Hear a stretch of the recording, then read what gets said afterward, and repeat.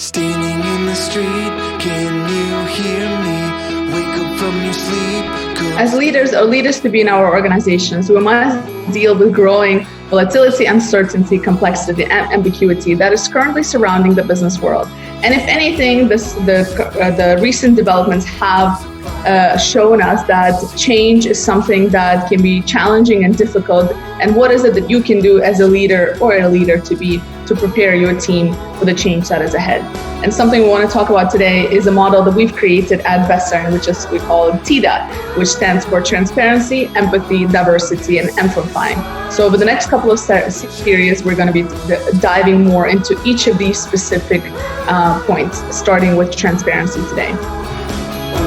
Elena, so if we look at why it is so difficult to adopt change in organizations today, many organizations make the error of exhorting employees to behave differently without teaching them how to adapt general instructions to their individual situations. Now, there is a social psychologist in 1957, Leon Festinger, published an interesting theory of cognitive dissonance. So it's a very difficult word to retain, but it means that it is the fact of distressing mental states that arises when people find that their beliefs are inconsistent with their action. Festinger, in fact, observed that in order for organizations to change, we must eliminate cognitive dissonance by either change your actions or you change your beliefs. These times also, people really want to see their leaders as more human and vulnerable, if you think about it. So someone that they can connect with, and that's essentially being transparent. So it's not only to increase trust within your team, but also to increase productivity and creativity within your teams. And you might be wondering, what are some different ways to start building that transparency with your team members? And we want to recommend a few steps to get started. Number one, connect. So take out 10 minutes each week to ask your employees what are they working on, and if there's anything you can do to support their projects, right? So making a time to sort of just check in with them and see what's happening. Number two, encourage. Allow space for them to trial and fail.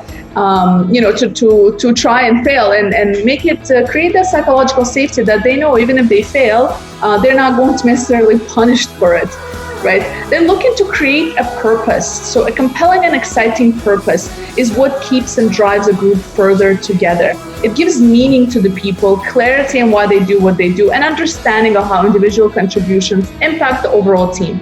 And finally, keep the realistic optimism up. So maintaining that positive environment among the team, but also keeping it real. Keeping them informed about strategies and tactics of the company, next steps, potential obstacles, and even if you have any troubles, mention those ahead.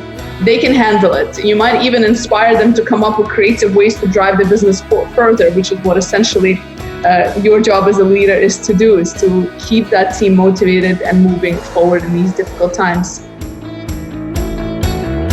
This is great. So what we are saying is that in today's world, in order to drive change, one of the steps is about transparency, and transparency comes with a set of actions that are going to make them empowered to embrace change. Absolutely. And next week, we're going to talk about the next important part of this TEDA model, which is empathy. So stay tuned.